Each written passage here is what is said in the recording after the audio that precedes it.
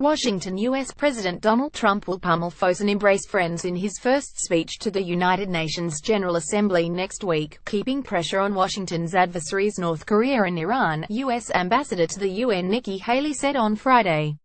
Trump will meet with leaders from Europe, Asia, the Middle East and Latin America throughout the week, but his remarks, scheduled for Tuesday morning New York time, will be the president's highest-profile opportunity to explain his foreign policy vision couched in his America First agenda.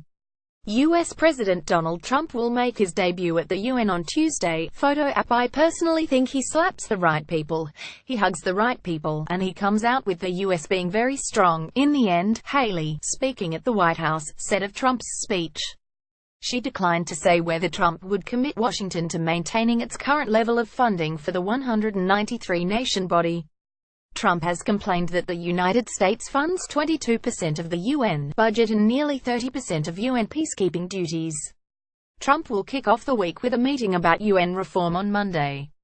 He will then have meetings with French President Emmanuel Macron and Israeli Prime Minister Benjamin Netanyahu that will focus on Iran, White House National Security Advisor H.R. McMaster said. Trump has dinner scheduled with Latin American leaders. On Tuesday, he will meet Qatari Emir Sheikh Tamim bin Hamad Al Thani. Trump said last week he would be willing to mediate the worst dispute in decades between Qatar and UAE Arab states.